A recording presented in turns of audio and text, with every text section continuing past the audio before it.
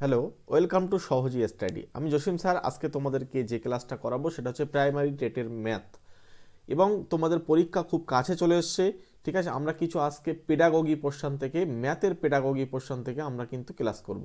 ঠিক আছে, তো প্রত্যেকে ক্লাসটা পুরো কন্টিনিউ করো। ঠিক আছে, বেস্ট যে প্রবলেম অর্থাৎ যে পেডাগগিগুলো বেস্ট বেস্ট পেডাগগিগুলো কিন্তু ম্যাথের আমি নিয়ে এসেছি এই ক্লাসে। তো পুরো ক্লাসটা কন্টিনিউ করো। ওকে, আজকে একটু পেডাগগির ক্লাস হোক। ঠিক আছে, সবার প্রথমে দেখো, বলছে গণিত শিক্ষার একটি লক্ষ্য হলো। গণিত শিক্ষার যে একটা লক্ষ্য আছে, সেই লক্ষ্যটা আমাদের কি? অপশান নাও। ঠিক আছে, অপশানটা দিয়েছে প্রথমে। অপশান এ বলছে ব্যবহারিক লক্ষ্য, অপশান বি বলছে কৃষ্টিমূলক লক্ষ্য, অপশান সি বলছে শৃঙ্খলামূলক লক্ষ্য, এবং অপশান ডি বলছে সবকটি। তোমরা প্রত্যেকে আনসারগুলো কমেন্টে দ্রুত জানাতে থাকো, এবং এর আনসারটা কত হবে সেটা তোমরা প্রত্যেকে কমেন্ট করবে। তো সবার প্রথম যে প্রশ্নটা, সেটা কিন্তু আমরা আনসার হিসেবে অবশ্যই কিন্তু আমাদের ব্যবহারিক লক্ষ্য কিন্তু এক্ষেত্রে রাইট অ্যান্সার হবে। গণিতের যে বিষয়, গণিতটা সবসময় যে শিক্ষার জন্য আমরা কিন্তু ব্যবহারিক লক্ষ্যটাকেই আমরা বেশি প্রেফার করব। ওকে, চলো পরের কোশ্চেনে আমরা চলে যাব। পরের কোশ্চেন কি বলছে দেখো, গণিত হলো সেই ভাষা যার মাধ্যমে ঈশ্বর এই বিশ্ব ব্রহ্মাণ্ড লিখেছেন। উক্তিটি কার? এই উক্তিটি কে করেছেন? প্রত্যেকে অপশানটা নাও, নিয়ে আনসার কমেন্ট বক্সে দ্রুত জানাও। ঠিক আছে, প্রত্যেকে আনসারটা কমেন্ট বক্সে অবশ্যই জানাবে। অপশান এ বলছে গ্যালিলিও, অপশান বি বলছে কোপারনিকাস, আর অপশান সি বলছে রাজার বেকন, আর অপশান ডি বলছে অ্যারিস্টটল। তোমরা প্রত্যেকে আনসারটা কমেন্ট বক্সে দ্রুত জানাও। ঠিক আছে, যেহেতু পরীক্ষা খুব কাছেই চলে এসছে, ওই জন্য আমরা একদম সাজেস্টিভ ওয়েতে কিন্তু আমরা কিছু পেডাগগি নিয়ে এসেছি আজকে ম্যাথের। তোমাদের অনেকেই তোমরা রিকোয়েস্ট করেছিলে ম্যাথের পেডাগগির জন্য, সেই ক্ষেত্রে আমরা কিন্তু ম্যাথের পেডাগগি নিয়ে চলে এসেছি। তো প্রত্যেকে আনসারটা কমেন্টে জানাও। আশা করি সবাই প্রায় পারবে। এই ধরনের প্রবলেম অ্যাকচুয়ালি মানে কি বলবো, এটা সহজই একটা। এখানে আমাদের কিন্তু আনসার হয়ে যাবে গ্যালিলিও। গ্যালিলিও কিন্তু এই কথাটা বলেছে। এই উক্তিগুলো থেকে কিন্তু একটা প্রশ্ন পরীক্ষায় আসছে। ঠিক আছে, মানে দেখবে আগের বছরেও কিন্তু এই উক্তিগুলো থেকে কিন্তু একটা প্রশ্ন দিয়েছে।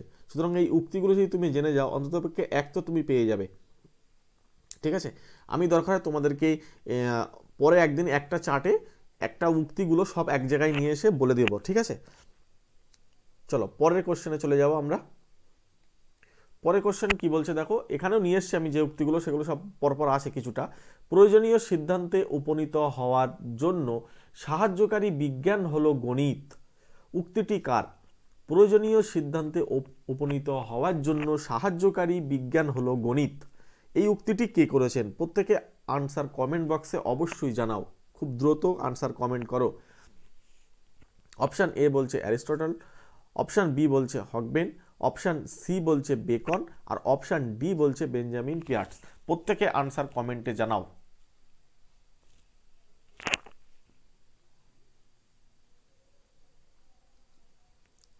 দেখো, এক্ষেত্রে যেটা আমাদের রাইট অ্যান্সার হয়ে যাবে সেটা হচ্ছে আমাদের বেঞ্জামিন পিয়ার্স কিন্তু আমাদের এক্ষেত্রে রাইট অ্যান্সার, অর্থাৎ অপশান ডিতে কিন্তু আমরা রাইট অ্যান্সার পেয়ে যাব। ঠিক আছে, এগুলো জাস্ট উক্তি, এখানে কিছু নেই। এখানে এগুলো তোমাদেরকে মুখস্থ রাখতে হবে। ঠিক আছে, একটা উক্তি হয়তো পরীক্ষায় আসবে বলে ভাবা যেতে পারে।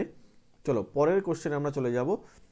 গণিত পাঠ্যক্রম হবে, গণিত পাঠ্যক্রম যে কিভাবে হবে সেটা আমাদেরকে বলছে। এবার আমরা অপশান নিই। অপশান এ বলছে শিশু কেন্দ্রিক, অপশান বি বলছে শিক্ষক কেন্দ্রিক, অপশান সি বলছে পুস্তক কেন্দ্রিক, আর অপশান ডি বলছে বিদ্যালয় কেন্দ্রিক। প্রত্যেকে আনসার কমেন্ট করো, দ্রুত কমেন্ট করো। গণিত পাঠ্যক্রম হবে, গণিত যে পাঠ্যক্রমটা হবে সেটা কিভাবে হবে? শিশু কেন্দ্রিক হবে, শিক্ষক কেন্দ্রিক হবে, না পুস্তক কেন্দ্রিক হবে, না বিদ্যালয় কেন্দ্রিক হবে? প্রত্যেকে আনসারটা অবশ্যই কমেন্ট বক্সে জানাও।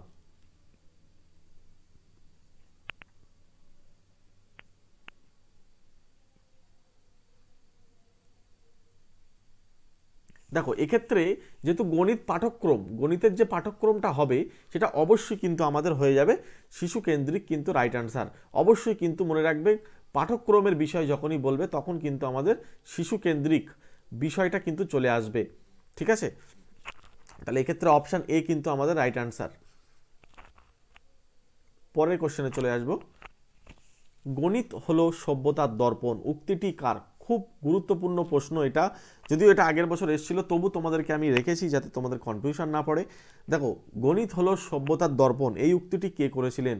অপশান এ বলছে গ্যালিলিও, অপশান বি বলছে হকবেন, অপশান সি বলছে রাজার বেকন, আর অপশান ডি বলছে অ্যারিস্টটল। প্রত্যেকে আনসার কমেন্ট বক্সে অবশ্যই জানাবে, দ্রুত কমেন্ট করো, প্রত্যেকে কমেন্ট করো।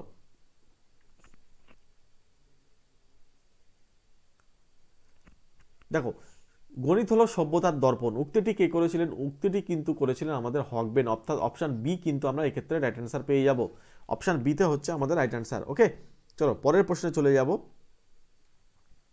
পরের প্রশ্ন দেখো, ত্রিভুজের বৈশিষ্ট্য নয় কোনটি? ত্রিভুজের একটা বৈশিষ্ট্য নয় কোনটি? এখানে কিন্তু এই বারবার বলছি, এই নয় কথাটা আছে, মনে করছে ত্রিভুজ থেকে প্রশ্ন সবাই পারবে, কিন্তু এই নয়ের কথা অনেকে কিন্তু গুলিয়ে ফেলবে, নয়টা মনে রাখতে পারবে না। ওই জন্য তোমরা এই নয়টাকে প্রথমে আন্ডারলাইন করে নেবে, ঠিক আছে? নয়টাকে প্রথমে আন্ডারলাইন করে নেবে।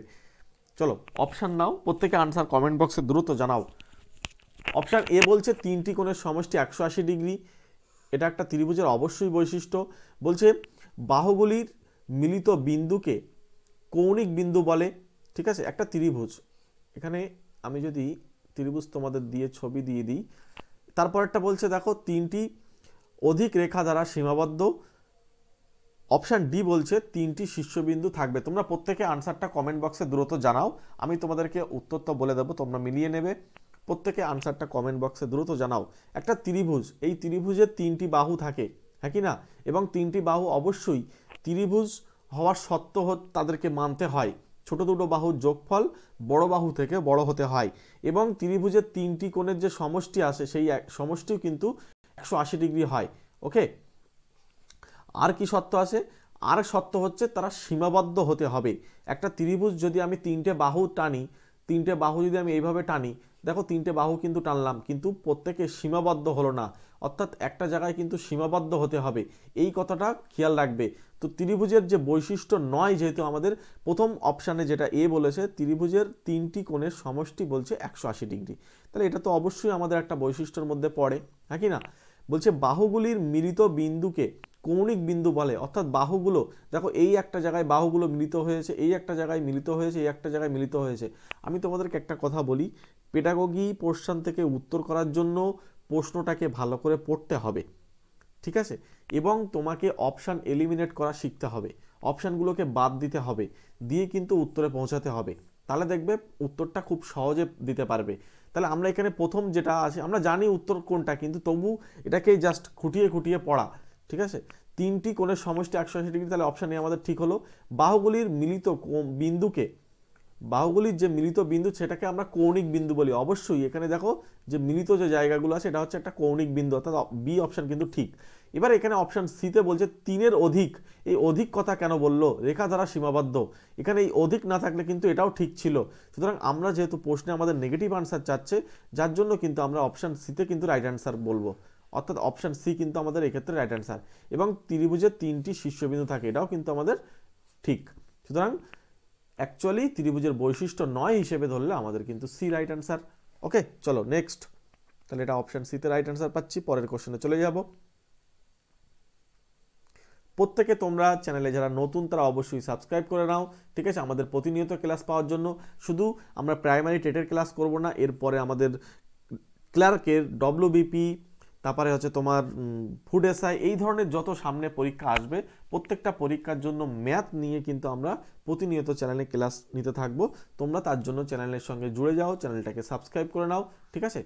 প্রতিনিয়ত ম্যাথ ক্লাস পেয়ে যাবে, ফ্রিতে ম্যাথ ক্লাস পাবে। আর যারা পেইড ব্যাচে যুক্ত হতে চাও তারা অবশ্যই এই কন্ট্যাক্ট নাম্বারে যোগাযোগ করতে পারো, ঠিক আছে? একদম ধরে ধরে ক্লাস করাবো। যাদের ম্যাথে ভয়, ম্যাথ নিয়ে প্রচুর প্রবলেমে থাকো, প্রবলেম ফেস করো, তাদের জন্য বলছি তোমরা পেইড ব্যাচে যুক্ত হয়ে যাও, ঠিক আছে? তোমাদের সামনে যে সমস্ত পরীক্ষাগুলো আসে সেই সমস্ত পরীক্ষায় প্রচুর হেল্প হবে, একদম সহজ সরলভাবে পড়ানোর চেষ্টা করব, বা করিও আমি তাই, ঠিক আছে? চলো যাই হোক, এখানে আমরা পরের কোশ্চেনে চলে যাব। সংশোধনমূলক শিক্ষাদানে শিক্ষক হবেন, একটা সংশোধনমূলক যে শিক্ষায় বা শিক্ষাদানে শিক্ষক কি হবেন সেটা আমাদেরকে প্রশ্ন করেছে। অপশানটা নাও, প্রত্যেকে আনসার কমেন্ট বক্সে দ্রুত জানাও। অপশান এ বলছে নিষ্ঠাবান, অপশান বি বলছে যত্নবান, অপশান সি বলছে আদর্শবান, অপশান ডি বলছে উপরের সবগুলি, ঠিক আছে? সবসময় তোমরা যে ভাবে যে উপরে সবগুলি থাকলেই যে উপরে সবগুলি উত্তর হবে এমনটাও কিন্তু না। দেখো এক্ষেত্রে আমাদের রাইট অ্যান্সার যেটা হবে, সংশোধনমূলক শিক্ষাদানের শিক্ষক হবেন নিষ্ঠাবান অবশ্যই হবে, যত্নবান অবশ্যই হবে, আদর্শবান অবশ্যই হবে। সুতরাং এক্ষেত্রে কিন্তু আমরা ডি আনসার পাবো। কিন্তু মনে রেখো যে সবসময় যে ডি আনসার হবে এর কোনো কিন্তু বাধ্যবাধকতা নেই, ঠিক আছে। মনে রাখবে যদি দুটো জিনিস এখানে দেখো যত্নবান এবং আদর্শবান, তুমি মনে করছো নিষ্ঠাবানটা আমাদের জানা নেই, তাহলে নিষ্ঠাবান দরকার নেই, কিন্তু যত্নবান ও আদর্শবান অবশ্যই হতে হবে একজন শিক্ষককে যে সংশোধনমূলক শিক্ষাদানের ক্ষেত্রে। তাহলে কিন্তু আমাদের দুটো যখন ঠিক হচ্ছে তখন মনে রাখবে অপশান ডি কিন্তু হওয়ার সম্ভাবনা চলে এসছে, ঠিক আছে। সুতরাং এক্ষেত্রে কিন্তু আমরা অপশান ডিতে কিন্তু রাইট অ্যান্সার পেয়ে যাচ্ছি। চলো পরের কোশ্চেনে, সময় যেহেতু বেশি নেই দ্রুত তোমরা প্রত্যেকে আনসার করতে থাকো। পরের কোশ্চেন কি বলছে, গণিত শিখনে যে বিষয়টির গুরুত্ব নেই, গণিত যে শিখনের ক্ষেত্রে যে বিষয়টি কোনো গুরুত্ব নেই বা কোনো ভূমিকা পালন করে না সেটা কোনটি? প্রত্যেকে আনসার কমেন্ট বক্সে অবশ্যই জানাবে। একদমই সহজ প্রবলেম, অনেকেই জানো, ঠিক আছে। পেডাগোগি মনে রাখবে, ম্যাথের যে পেডাগোগি পোর্শন সেই পেডাগোগি থেকে খুব আহামরি কঠিন প্রশ্ন থাকবে না, কিন্তু তোমাকে বেসিক জায়গাগুলো ক্লিয়ার না থাকলে উত্তরও দিতে পারবে না, ঠিক আছে। ওই জন্য পেডাগোগিগুলোকে ধরে ধরে পড়ে তারপরে কিন্তু উত্তরটা দিতে হবে। এবং তোমরা কিছু কিওয়ার্ড আছে আমি সেটাও তোমাদেরকে বলে দেবো, সেই কিওয়ার্ডগুলো তোমরা যদি নিয়ে অপশান এলিমিনেট করতে থাকো সেখানেও কিন্তু পেয়ে যাবে। দেখো এখানে গণিত শিখনের যে বিষয়টি গুরুত্ব নেই, আগ্রহ অবশ্যই একটা গুরুত্বপূর্ণ, মনোযোগ অবশ্যই। দেখো গণিত শিখনে কিন্তু মুখস্থর কোনো ভূমিকা নেই বা কোনো গুরুত্ব নেই, চর্চা তো অবশ্যই করতে হবে। সুতরাং আমাদের এই ক্ষেত্রে কিন্তু রাইট অ্যান্সার হিসেবে আমরা অপশান সি কে নেব, তাই না। অপশান সি কিন্তু আমাদের এক্ষেত্রে রাইট অ্যান্সার হচ্ছে। চলো পরের কোশ্চেনে চলে যাব। পরের কোশ্চেন বলছে বিদ্যালয়ের ভিতরে গণিত শিক্ষা দেওয়া যায়, বিদ্যালয়ের ভিতরে গণিত শিক্ষা দেওয়া যায়, অপশান নাও, প্রত্যেকে আনসার কমেন্ট করো। আবিষ্কার পদ্ধতিতে, সমস্যা সমাধান পদ্ধতিতে, উভয়ই পদ্ধতিতে ও কোনোটিই নয়, প্রত্যেকে আনসার কমেন্ট বক্সে জানাও। অপশান এ বলছে আবিষ্কার পদ্ধতিতে, অপশান বি বলছে সমস্যা সমাধান পদ্ধতিতে, অপশান সি বলছে উভয় পদ্ধতিতে, অপশান ডি বলছে কোনোটিই নয়। প্রত্যেকে আনসার দ্রুত কমেন্ট বক্সে জানাও প্রত্যেকে। দেখো একটা বিদ্যালয়ের ভিতরে গণিত শিক্ষা দেওয়া হয়, আবিষ্কার পদ্ধতিতে অবশ্যই তো দেওয়া হবে এবং সমস্যা সমাধান পদ্ধতি সেটাও কিন্তু দেওয়া হবে। সুতরাং এক্ষেত্রে কিন্তু আমাদের রাইট আনসার হিসেবে অপশান সি কে আমরা পাবো, ঠিক আছে। উভয় পদ্ধতিতেই কিন্তু আমরা গণিত শিক্ষা দিয়ে থাকি। চলো পরের কোশ্চেনে চলে যাব। পরের কোশ্চেন অ্যাবাকাস। মনে রাখবে সিটেটে অ্যাবাকাস থেকে কিন্তু অনেক প্রশ্ন দিয়েছে, ঠিক আছে। এই অ্যাবাকাস যে বিষয়টা এটা আমাদেরকে থেকে প্রশ্ন করছে অ্যাবাকাস শব্দের যে উৎপত্তি কোন শব্দ থেকে এসছে, অ্যাবাকাস শব্দের যে উৎপত্তি সেটা কোন শব্দ থেকে এসছে বা এটা কোথা থেকে এসছে অ্যাকচুয়ালি, হ্যাঁ এটা কোথা থেকে এসছে বললেও হবে। তো অ্যাবাকাস যে শব্দটি সেটা হচ্ছে আমাদের অপশান এ বলছে গ্রিক, অপশান বি বলছে রোমান, অপশান সি বলছে ল্যাটিন, আর অপশান ডি বলছে জার্মান। তো প্রত্যেকে আমরা অপশানটা নিয়ে আনসারটা করতে থাকি, প্রত্যেকে আনসার করো, ঠিক আছে। অ্যাবাকাস জিনিসটা কিরকম, তোমরা যে একক দশক এরকম ভাবে লেখো না, তো এইভাবে এরকম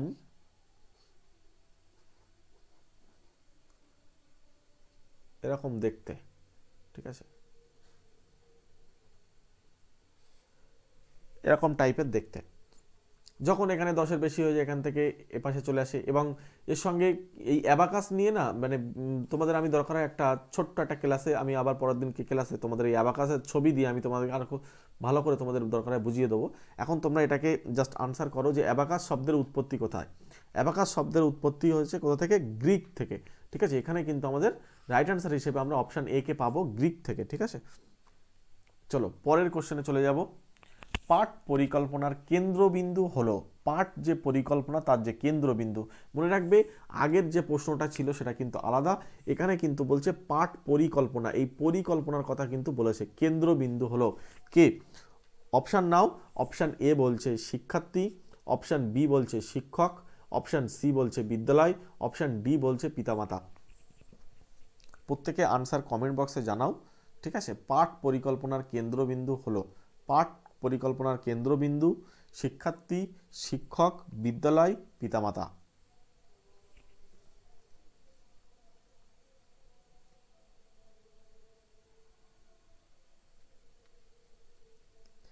দেখো পাঠ যে পরিকল্পনাটা করবে অবশ্যই সেটা কিন্তু শিক্ষক করবেন, ঠিক আছে। এখানে পাঠ পরিকল্পনার বিষয়ে কিন্তু শিক্ষার্থীদের কিন্তু এখানে করা হবে না।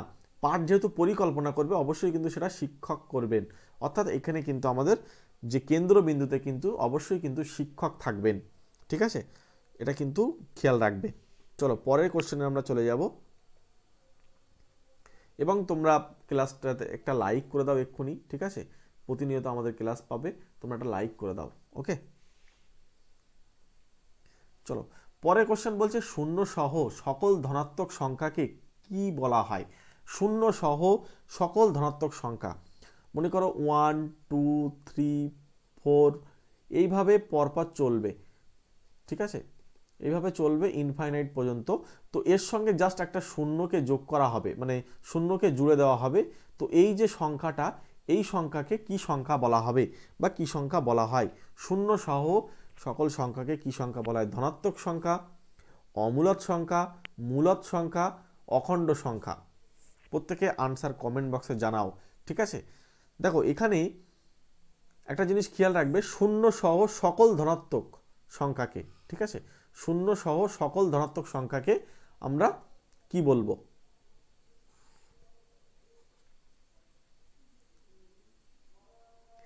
তো এক্ষেত্রে আমাদের যেটা রাইট অ্যান্সার হয়ে যাবে অপশান ডিতে কিন্তু আমরা রাইট অ্যান্সার পেয়ে যাব, অখণ্ড সংখ্যা, ঠিক আছে। মনে রাখবে শূন্যর সঙ্গে যখন আমরা ধনাত্মক সংখ্যাগুলোকে আমরা যোগ করব তখন কিন্তু এটা আমাদের উত্তর হয়ে যাবে অখণ্ড সংখ্যা। এখানে একটা কথা বলে রাখা ভালো যে এটা ধনাত্মক পূর্ণ সংখ্যার কথা যদি বলা হতো ভালো হতো, ঠিক আছে। এই জায়গাটায় একটা পূর্ণ সংখ্যার কথা যদি বলা হতো তাহলে কিন্তু ভালো হতো, নইলে কিন্তু আমাদের মূলদ সংখ্যাও কিন্তু বসে আছে আনসার হিসাবে, ঠিক আছে, এটাও কিন্তু আমাদের আনসার হিসেবে নেওয়া যেতে পারে। এক্ষেত্রে আমি তো বলবো সি এবং ডি এখানে দুটোই যদি কেউ আনসার করে আসে তাদের দুজনকেই ঠিক দেওয়া উচিত, ঠিক আছে, কারণ মূলদ সংখ্যা তো শূন্য ছাড়া সমস্ত ধনাত্মক সংখ্যাগুলোকে তো মূলদ সংখ্যা বলা হয়, ঠিক আছে, মূলদ সংখ্যা যাদেরকে পি বাই কিউ আকারে লেখা যায়। এখানে অখণ্ড সংখ্যাটাও ঠিক, ঠিক আছে। তো এক্ষেত্রে দুটোই কিন্তু আনসার হবে, যদি এটা পূর্ণ সংখ্যা হয় সেক্ষেত্রেও কিন্তু আমাদের দুটোই আনসার হবে, ঠিক আছে। আমি তোমাদেরকে বলে দিলাম ভেঙে বিষয়টা, এবং আমি এই ধরনের ক্লাস কিন্তু আগেও করিয়েছি তোমাদের আমার যে চ্যানেলে, এই চ্যানেলে কিন্তু প্রচুর আগে ক্লাস করা হয়েছে, তোমরা চাইলে আগের ক্লাসগুলো দেখে আসো, ঠিক আছে, আগের অনেক ক্লাস করানো হয়েছে তোমাদের প্রাইমারি টেটের জন্য। চলো প্রত্যেকে পরের কোশ্চেনটা আনসার করবে। সমকোণী ত্রিভুজ হলো, সমকোণী ত্রিভুজ কি? সমকোণী ত্রিভুজ তোমরা প্রত্যেকে আনসার কমেন্ট বক্সে জানাও। বলছে সমকোণী ত্রিভুজ অপশান এ বলছে তিনটি বাহু যার সমান, মানে তিনটে বাহু সমান হবে। অপশান বি বলছে তিনটি কোণ সমান হবে। আর অপশান সি বলছে ত্রিভুজের একটি কোণ সমকোণ হবে। আর অপশান ডি বলছে যে ত্রিভুজের একটি কোণ 100 এর চেয়ে বেশি। একটা সমকোণী ত্রিভুজ একদম সোজা সাপটা হিসাব হচ্ছে, একটা সমকোণী ত্রিভুজ মানে একটা কোণ তার সমকোণ হতেই হবে, অর্থাৎ 90 ডিগ্রি কিন্তু হতেই হবে, ঠিক আছে। সুতরাং এক্ষেত্রে কিন্তু তিনটি বাহু সমান হলে আমরা বলি সেটাকে সমবাহু ত্রিভুজ। মনে রাখবে সমবাহু ত্রিভুজ আর সমকোণী ত্রিভুজ দুটো কিন্তু আলাদা। তোমাদের এক্ষেত্রে আমি একটা প্রশ্ন তোমাদের এর সঙ্গে জুড়ে দিই, আচ্ছা সমবাহু ত্রিভুজ কোনোদিন সমকোণী ত্রিভুজ হতে পারে? একটা সমবাহু ত্রিভুজ, হ্যাঁ, একটা সমবাহু ত্রিভুজ, দেখবে এই ধরনের প্রশ্ন কিন্তু তোমাদের কিন্তু পরীক্ষায় থাকবে যে একটি সমবাহু ত্রিভুজ সমকোণী হওয়া সম্ভব কি? হয়তো একটা অপশানে দিল সম্ভব, এবার উত্তরে অপশানটা মানে তোমাদের এমনভাবে রাখবে কনফিউশন হয়ে যাবে। একটা সমবাহু ত্রিভুজ কোনোদিন সমকোণী হওয়া সম্ভব কি? উত্তর হচ্ছে না না না, কোনোদিনই সম্ভব না। তার কারণ হচ্ছে একটা কোণ 90 ডিগ্রি হতে হয়, তা এখানে তো সমবাহু ত্রিভুজের প্রত্যেকটা কোণ তো 60 ডিগ্রি করে না, তাহলে সমকোণী ত্রিভুজ হতে গেলে একটা কোণ তো 90 হতে হবে। যেই একটা কোণ 90 হয়ে যাবে অন্য বাহুগুলো কিন্তু আর সমান হবে না, দুটো বাহু হয়তো সমান হতে পারে। আচ্ছা তোমাদের এই ক্ষেত্রে আরও একটা প্রশ্ন বলি যে একটা সমকোণী ত্রিভুজ সমদ্বিবাহু ত্রিভুজ হতে পারে? খুব ভাইটাল জায়গা, কিন্তু আমি ত্রিভুজ নিয়েও তোমাদের কিন্তু ক্লাস নিয়েছি, ওই জন্য আগের ক্লাসগুলো তোমরা অবশ্যই দেখো, ঠিক আছে। একটা সমকোণী ত্রিভুজ অবশ্যই সমদ্বিবাহু ত্রিভুজ হতে পারে, এই বাহু এবং এই বাহু সমান হতেই পারে, তাহলে কিন্তু সমকোণী ত্রিভুজ সমদ্বিবাহু হতে পারে, বাট সমবাহু কোনোদিন হবে না। কি বললাম, ক্লিয়ার হয়েছে? আমি আবার বলছি, এই জায়গা থেকে কিন্তু আমার মনে হচ্ছে এখান থেকে এই ধরনের প্রশ্ন কিন্তু তুলতে পারে। একটা সমকোণী ত্রিভুজ যার একটা কোণ হচ্ছে 90 ডিগ্রি, ওকে, দেখো এই প্রশ্নের উত্তর তো আমরা সবাই জানি যে সি হচ্ছে, কিন্তু তারপরে এখানে কিছু এক্সট্রা তথ্য নাও। একটা সমকোণী ত্রিভুজ মানে একটা 90 ডিগ্রি। এখন এই সমকোণী ত্রিভুজের বৃহত্তম বাহুর নাম হচ্ছে অতিভুজ, অর্থাৎ সমকোণের বিপরীতে যে থাকে তার নাম হচ্ছে অতিভুজ। এই ছোট্ট ছোট্ট ডেটা থেকে কিন্তু প্রশ্নগুলো তুলবে। হয়তো বললো যে সমকোণী ত্রিভুজের সমকোণ সংলগ্ন বাহুর মানে বিপরীত যে বাহু তার নাম কি, তার নাম হলো অতিভুজ। ঠিক আছে, এইটা আমাদেরকে বলা হবে অতিভুজ। এই যে এসি যে বাহুটা এটা হচ্ছে অতিভুজ। এখন এই বাহু এবং এই বাহু সমান হতে পারে, তিনটেই বাহু সমান হওয়া সম্ভব না। সুতরাং তিনটেই বাহু যদি সমান হওয়া সম্ভব নয়, তাহলে কোনোদিন সমকোণী ত্রিভুজ সমবাহু ত্রিভুজ হতে পারে না। আর বিষমবাহু ত্রিভুজ হতে পারে 100 বার, বিষমবাহু ত্রিভুজ হতেই পারে। চলো তাহলে এক্ষেত্রে আমরা সি আনসার নেব। কিছু এক্সট্রা ডেটা এর সঙ্গে তোমাদের জানা দরকার যাতে সুবিধা হয়। চলো পরের কোশ্চেন তোমাদেরকে আজকে এটা HW ছেড়ে দিলাম, তোমরা প্রত্যেকে আমাকে কমেন্ট বক্সে জানাবে। ঠিক আছে, আজকে অল্প কিছু সংখ্যক পেডাগোগি নিয়ে আসলাম, এরপরেও আমরা ক্লাসে পেডাগোগি কিছুটা করব, যেহেতু পরীক্ষা খুব কাছে চলে এসছে। একদম মানে এর থেকে যদি কিছু কমন পাওয়া যায় তাহলে একদম ডাইরেক্ট তোমরা উত্তর লিখতে পারবে। একজন ছাত্র অঙ্ক যে পরীক্ষা হয়েছে সেই পরীক্ষায় 60 পেয়েছে, 60 নম্বর পেয়েছে।